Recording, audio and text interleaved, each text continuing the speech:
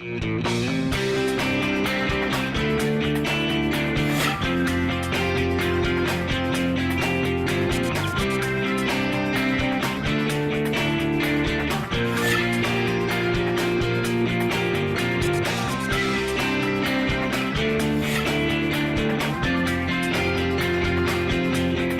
I'm Avery Davidson. Thank you for joining us for This Week in Louisiana Agriculture, the only TV show bringing Louisiana farmers and consumers together every week. My partner, Kristen Oaks-White, will be joining us a little later in the show from her garden. There are fewer young people becoming teachers in Louisiana. That's according to the State Department of Education. The data show that since 2010, the number of students finishing teacher preparation programs dropped by 18%. That's why when there is a really good teacher, especially one who works agriculture into the lessons, you have to recognize them. In that spirit, the Louisiana Farm Bureau Ag in the Classroom Committee chose Lafayette Parish teacher Paula Guidry as the 2018 Ag in the Classroom Teacher of the Year. Landon, look. Oh yeah, I already got it. The hunt is on for bugs in the garden at L. Leo Judice Elementary School in Scott. We're looking for the cucumber beetle. These fifth graders learn to tell the good guys from the bad in this outdoor classroom. Today you're going to research a pest and you're going to make a wanted poster. Paula Guidry is their teacher. She's been using agriculture to teach students the basics of reading, writing, math, science, and social studies for most of her career. It's amazing the kids who don't excel in the classroom. A lot of times you bring them out here and you see them excel. Whoa! Show Miss Guidry. Miss Guidry. Oh my God.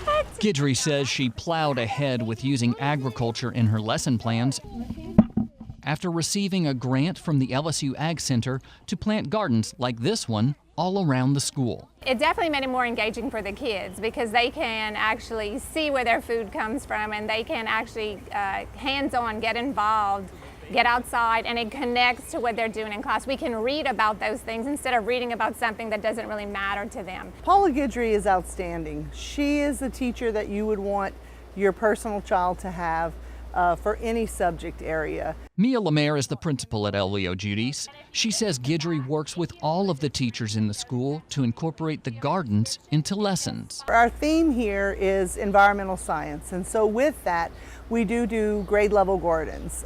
Paula is the director of our program for environmental sciences, and in fact she was named the School of Choice Director of the Year. She's received that title as well. And now Guidry has another title, 2018 Louisiana Farm Bureau Ag in the Classroom Teacher of the Year. Well, I was sort of shocked, I guess, was the first response, because we basically feel we're a team here, and so we all work together to make this program work. And you know, I know there's some fantastic things going on in the state and with teachers just in our own parish here and throughout the state. So it was sort of shock and excitement too at the same time. The excitement you see from these students digging potatoes out of the ground is one of the reasons the Ag in the Classroom Committee chose Guidry, according to State AITC Coordinator Linda Danos. Education has evolved, and that's what we need to be doing more of, getting students out and doing things, getting their hands dirty, digging potatoes, experiencing life. A few of the perks that go with the title of 2018 Louisiana Farm Bureau Ag in the Classroom Teacher of the Year include a shiny new iPad. Unlike this one, Guidry will enjoy that. She'll also join the Louisiana Farm Bureau for its 96th annual meeting in New Orleans, June 21st through the 24th, and immediately after that, she'll travel to the National Ag in the Classroom Conference in Portland, Maine. We often tell you stories of farmers who were raised on the farm, many of whom can trace agriculture in their family, well, as far back as records allow. There are others who are just beginning that legacy on the farm and planting new traditions for the future generations. This week, Twila's Carl Wiggers introduces us to a Northeast Louisiana man who blends those two narratives into his very own Louisiana farm life. Riding through the rolling bluffs that surround his farm, Butch Oaks is right at home. For 28 years, he has grown poultry and Angus cattle on his ranch in Ouachita Parish. But unlike many of Louisiana's multi-generation farmers, Butch says that his path to agriculture was just a little bit different. I'm what you'd call a skip-a-generation farmer. My grandparents in Oklahoma had a wheat farm. My grandparents in Louisiana at one time actually grew cotton on the hills where we are now. As a child, if you wanted to make a little spending money, I could get on my bicycle and ride to any of about 25 dairies in this area, all of them raising 25 to 40 cows and milking. And almost all of those farms also had one 5,000 head chicken house on them. Those farms are where Butch learned to work hard, but it was his grandmother who led him to what would become his lifelong passion. I had a desire to show cows, and my grandmother bought me my first Angus heifer. I just fell in love with them. This was the start of his love for Angus cattle, a love that even a career as an electrical contractor could not shake. That came easy to me. My dad was a radio technician, and I just grew up around that thought process. While Butch was successful in that career, he yearned to come back to what he loved during his childhood. One day I just wanted to come back to raising cattle. And the only way I felt I could afford it was to build some chicken houses that would guarantee me an income and allow me to raise cattle the way I wanted and the kind of cattle I wanted. Which was naturally? Which was Angus. These poultry houses he built look a lot different than the ones that he worked in as a child. Those chickens were fed by hand, they were watered by hand. Those dairy cows' feed was mixed by hand and carried in buckets and dumped over in a trough. From 5-gallon buckets to 20,000-pound bins, today his chicken farms run on a totally different scale. Inside these 6 houses, Butch raises more than 125,000 chickens every 6 weeks. Multiply that by 6.5 flocks a year, and that's a whole lot of chicken. Managing that wouldn't be possible without embracing the technology available to him today. We have computers running the environment in our poultry houses. We have automatic feeders. We have automatic waterers. His chicken houses even call him sometime when something needs attention. Literally, a chicken house calls him. Communicator active. Alarm, please press 1 to listen. This technology is one way that Butch is finding new solutions for old problems. Returning to the farm also gave Butch the chance to revisit his days in the show ring, where he found a new way to share his old love of cattle. My love of cattle, especially show cattle, was fed by my grandmother buying me that first heifer.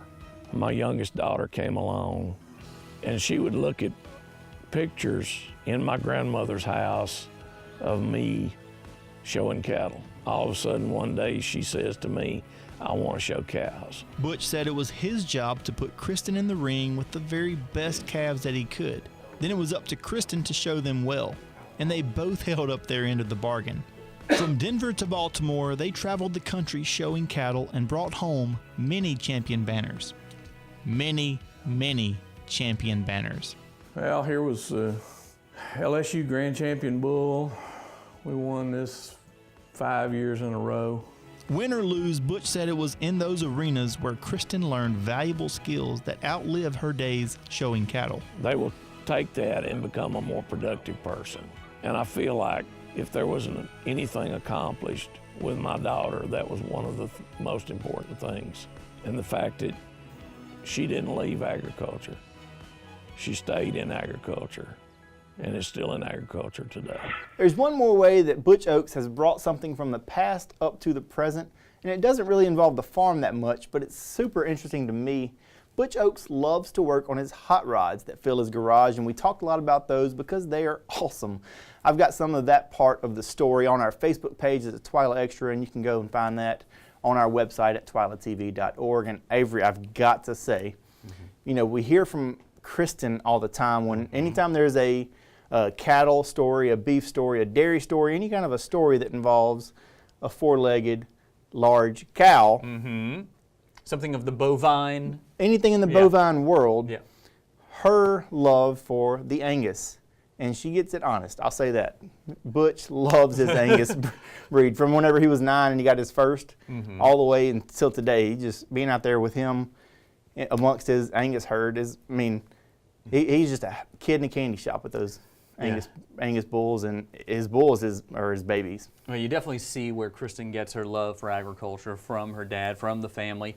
But I almost wish that she were here instead of over in her garden. However, when we started planning to do this story, It was supposed to be a surprise for Kristen. It was. She wasn't supposed to know a thing about it, and then we were going to spring it on her on set. Yeah, that doesn't really work very well. 'Cause as you can probably guess by the relationship from the story, they're pretty tight. They have a pretty special bond through their love of the Angus cattle, but their showing days as well.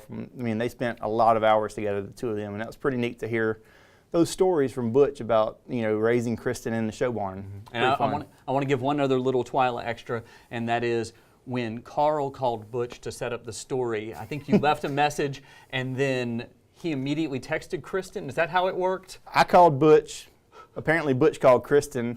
Kristen called me to set it up. That's kind of the way things work there. Butch called a PR person to work with this PR person. Well, that's the way it works sometimes. Thank you very much, Carl Wiggers. The 2018 regular session of the Louisiana legislature should come to a close by the end of this week, and I say should because as we record this, lawmakers are still at the state capitol, and Governor John Bel Edwards has called for a special session to begin on Tuesday, May 22nd, which means that the Friday after we record this, they would have to adjourn sine die, and we'll see if legislators cooperate. The number one issue in Baton Rouge, the budget. That's why the Louisiana Farm Bureau Women's Leadership Committee paid a visit to the state capitol to meet with their legislators. They got to sit in on a House Ag Committee hearing for a Senate dairy bill to help stop the loss of dairies in Louisiana. Women's Leadership Committee Chair Denise Canatella says as members of the committee are often making financial decisions for their farms, it's important to see how this process can affect them. This way we get to speak to our legislators one-on-one and let them know which issues are important to us and why we would like them to consider maybe speaking to us before they make a vote if they have any questions in their mind. The day after Canatella and her committee went to the state capitol, the governor met with the Louisiana Farm Bureau's young farmers and ranchers who went to the capitol as well. Louisiana Farm Bureau President Ronnie Anderson says it's a learning opportunity for these farmers, ranchers, and legislators who are getting to see the next generation of ag leaders. It's interesting for them to be able to see how bills are introduced, how they work their way through committee, and how they make it to the floor of the House of the Senate. And I think it gives them a better understanding of how difficult it is at times to either pass or kill a piece of legislation. And I think with them coming down here, it exposes more of our up-and-coming leaders to how they're going to have to work in the future when dealing with the legislature. We mentioned that the budget is the big issue. For the LSU Ag Center, the budget passed by the House includes $10 million in cuts. That's on top of $20 million in cuts over the last 10 years. LSU Vice President for Agriculture, Dr. Bill Richardson, tells the Delta Farm Press these cuts would have a widespread negative impact on research and extension programs across the state. Still to come on Twila, a special treat for mothers in this week's Twila Boost. But first, Kristen Oaks White will bring us an all-new Blooming on the Bayou right after the break.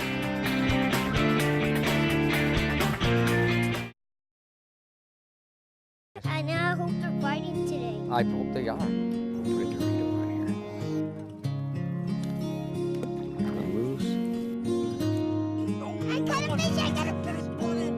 Find your place in the country and the lender who can get you there. Find Louisiana Land Bank. Financing for country homes, recreational property, farms and ranches, and agribusiness.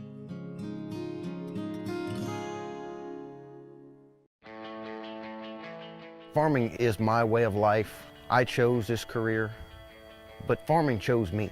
A lot of people ask you what you do, and I tell them I'm a farmer. I'm a cattleman. I am a fisherman. I'm a scientist. I'm a steward of the land. I am a farm woman. I am Farm Bureau. I am Farm Bureau. I am Farm Bureau. I am Farm Bureau. I'm a Farm Bureau. Before you sweeten your morning joe,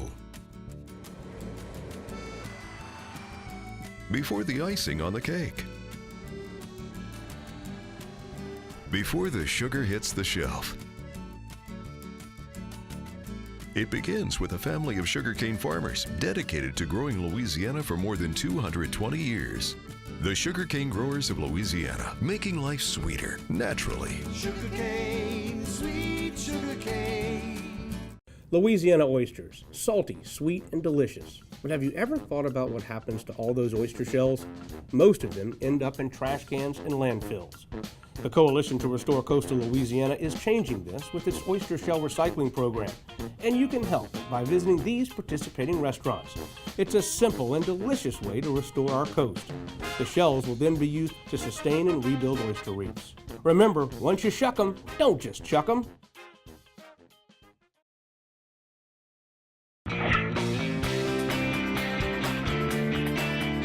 It's not even summertime yet, and it's already hot in Louisiana. I mean, really scorching hot. According to the National Weather Service, May 2018 has seen one of the warmest starts to the month on record in the state.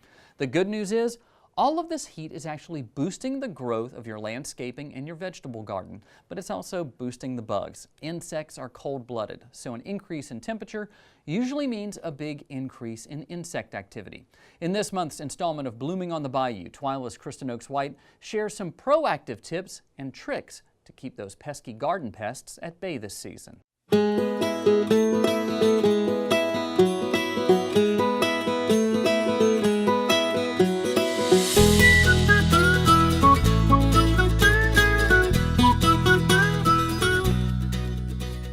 Hey y'all, welcome back to Blooming on the Bayou, and we're back here in my home vegetable garden to see how things are growing since we planted them in our first segment. And it's been about a month since we planted our starter crops for the summer garden, and as you can see, we've had some great progress so far. The tomatoes have come a long way, and the squash are growing more each day, but we had a tough start and a few setbacks to the season so far.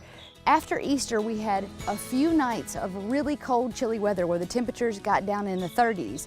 I lost a few of my squash plants, and I lost all of my cucumber plants, which I had to replant. So in addition to all of the challenges that I've faced from the weather this season, I've been battling a plethora of critters and pests early on in the season. Now, a few weeks ago, after we planted this entire crop, a chipmunk ate every single one of my pepper plants down to a 1-inch stem. So between those hungry critters and all of these annoying gnats which seem to be invading my backyard this time of year, today we're going to talk about the best ways for every gardener to tackle all of these pests, which can cause problems later on in the season. Now, even in the most well-prepared and best managed vegetable gardens, certain pests will occasionally get out of hand, especially here in the South, where our warm, humid climate provides the optimal environment for a host of garden problems. Now, good vegetable garden pest control starts with basic common sense gardening, such as choosing varieties that are resistant to pests and suitable for your area and region. Now, the first step in a healthy, pest-free vegetable garden is using mulch. And for me, using mulch in the vegetable garden has always been a no-brainer. Mulch helps to suppress weeds, it retains moisture, and it helps to eliminate erosion from wind and rain. Additionally, as organic mulch decays, it provides helpful nutrients to the soil and improves the overall health of your plants. Now, organic mulches are actually better for repelling bugs. As organic mulch breaks down, they improve the chemistry of the soil by increasing the number of helpful bacteria, fungus, and insects. Helpful insects keep populations of harmful plant-destroying insects at bay. Now, let me start with a disclaimer. I have never considered myself to be an organic vegetable gardener. I've never been opposed to using pesticides or fungicides in a safe manner that will ensure you can produce a healthy, pest and disease-free plant. However, in my personal experience and many lessons in trial and error, I have discovered that an ounce of prevention is truly worth a pound of cure in the vegetable garden. But using pesticides as a method of prevention can often backfire in the long run. While some insects are destructive, many are perfectly harmless, and they can actually benefit in the garden when it comes to pollination and preventing other insects from invading your plants. In our first segment, we briefly talked about using companion planting in the garden. But one of the most compelling reasons to use companion plants is the ability of certain plants to attract beneficial insects which feed on common garden pests like aphids or caterpillars. Now, these beneficial insects are considered the good guys, which is why gardeners are cautioned about spraying pesticides at random. And later on, we'll introduce you to a few of those good guys, or good ladies, so to speak. But first, we want to talk about some of the best companion plants that you can use in your garden. Now, as you can see, my favorite companion plant to use in the vegetable garden is the marigold flower. And that's because they're pretty good companions to just about every vegetable crop. The scent from various types of marigolds can repel aphids, bean beetles, potato bugs, squash bugs, nematodes, and even maggots. In this section of my garden, I always try to plant a lot of herbs that I can use when cooking. Basil, oregano, mint. They're also great companion plants when it comes to deterring pests. Now, another companion plant, which some people say is the poster child for all companion plants, is the nasturtium. Nasturtium? Nasturtium. The nasturtium plant. They release an airborne chemical that repels most bad insects. Because many of the insects nasturtiums repel favor vegetables, tomatoes, cucumbers, kale, collards, broccoli, cabbage, nasturtiums are an ideal choice for planting along the edges of vegetable gardens. We've shown you several ways to keep pests out of your garden, but what if you've already got a bug problem? When we come back, we'll introduce you to those good gals which can help you win the battle of the bugs. Stay with us.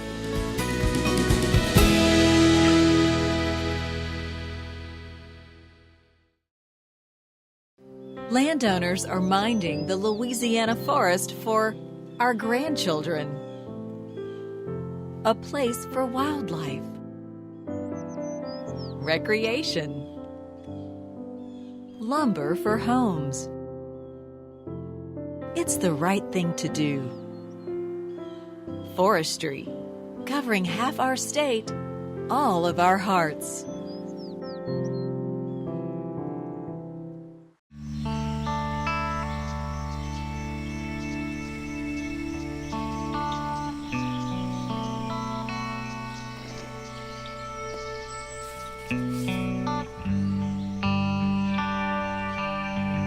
This is the moment I knew his future had no boundaries. There are some moments only the forest can inspire. Find yours at discovertheforest.org.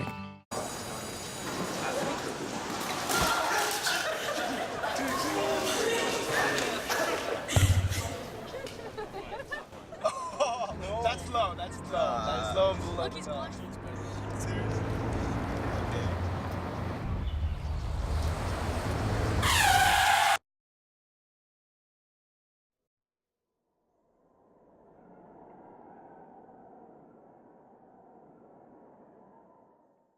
I am a giant panda bear, loving bamboo. I almost went extinct, but I'm not because of you. I am a ground squirrel, I almost was too. If it wasn't for the help of the San Diego Zoo.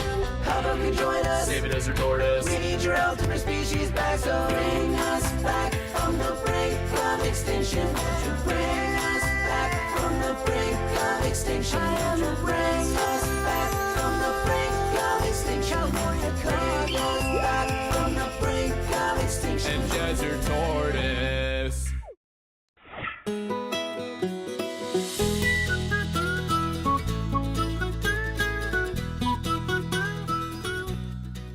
Before we went to break, we talked about all the different companion plants that can help attract beneficial insects to your garden.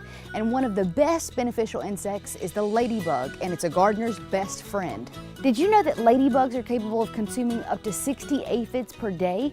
And they'll also eat a variety of other insects and larvae, including scales, mealybugs, leafhoppers, mites, and various types of soft-bodied insects. Now, you can attract ladybugs with certain plants, but you can also purchase your own army of these little gals online. In case you ever wondered, this is what 1,500 ladybugs looks like. And for just $5, you can get your own set of these from Amazon, and we posted a link on our website where you can buy them and have them shipped directly to your doorstep. Once they arrive at your doorstep, the first thing you need to do is store them in the refrigerator. And this is a technique that mimics their inactive winter state, so allowing them time to adjust slowly is important. Once you're ready to release them, choose a time close to dusk or dawn during the coolest part of the day. It's important to provide them with moist conditions. A light watering just ahead of release is a great idea. If they arrive to dry conditions, they'll probably leave in search of water right away. Now it's time for the fun part, letting them go. So we're going to cut the bag open. There's no turning back now. And I'm trying not to cut any of the bugs. Oh, and see, they're already crawling out. Now when you release them, gently scatter or spread them out so each ladybug can find food immediately. Now one way to ensure that your ladybugs will have plenty to eat whether you have a bug infestation or not is to mix up some sugar water and spray on the plants, just to give them a little boost of energy. Oh my gosh, they're crawling up my pants leg. They're crawling up my pants leg. They're in my pants. They're in my shoe. Oh my gosh, get them off, get them off, get them off, get them off, get them off. See, how much fun are these? I mean, how many times do you get to play with 1,500 ladybugs all at once? And maybe, just maybe, these will eat some of the gnats out here. I can't guarantee that any of these tips are going to help you keep your garden 100% pest-free, but I hope they do help somewhat. If you have some tips that have worked for you in the past, or you have a question that you would like for us to help you get an answer to, you can submit them on social media with the hashtag BayouBlooms or shoot me an email. Until then, we'll see you next time on Bloomin' on the Bayou. Kristen always has the best tricks for the garden. And by the way, just so you know, the aphids you saw in that story, not from Kristen's garden. She keeps them out. Those were from my hibiscus plant at my house. And just so you know that there is some kind of trade for ladybugs, it's kind of like a commodity, supply and demand increases the price. Well, Kristen sent me the receipt when she bought her ladybugs, $5. When I went to buy them from Amazon, $25. So apparently there's a big demand for ladybugs right now. Let's finish off our show with a little boost this week for all the moms out there. Mother's Day brought a slew of tributes to all the great moms who go above and beyond each day. Our social media feeds were buzzing with pictures and heartfelt messages. Joining us now is Twila turned Allie Doise, making her Twila debut, working with us for what, 3 years roughly? And this is your first time actually being on the show. And also after reigning in 2014 as the Louisiana Farm Bureau Queen. With that, for this Twila Boost, take it away, Your Highness. Well, this week's Twila Boost comes from our friends at Kentucky Farm Bureau. They made this video as a part of their Lead Where You Stand campaign and posted it to their Facebook in honor of Mother's Day. The video compares the tough duties and responsibilities farmers face to those which mothers face raising kids. That requires a heart of servitude and gratefulness. To watch the entire video, head over to our website, twilatv.org, where we posted a link for you. And Avery, this was really fun for me to watch because my dad's a farmer, and really, I guess, I never realized till watching this video how much my mom's role taking care of us while my dad was in the farm related to his job on the farm. It's amazing what mothers do, no matter what the dad's job is. In my case, my wife works. She does sort of the same sort of job I do, doing public relations and that sort of thing. But then I think back to my mom. My father worked offshore and would be out for 2 weeks at a time. Your dad during harvest. Yep. It's just, sometimes she's a one-man show, and not that he's not around. He is around and helps us, but sometimes it's just crazy, and she works too. She's a school teacher, so she's doing double duty, and I guess this was just a really good way to show how those two correlate. Well, we'll give the dads their due on Father's Day. Thank you very much, Allie Doise. That does it for this edition of Twila. Be sure to join us next week when we'll brew up a great story about a Baton Rouge coffee roaster who is making the single barrel whiskey of coffee. And I've heard it tastes good with whiskey in it. I haven't tried it myself yet. Until then, you can watch all of our stories online at twilatv.org and be sure to like us on Facebook, follow us on Twitter and Instagram. For all of us here at Twila, thanks for joining us. We hope to see you again right here next week.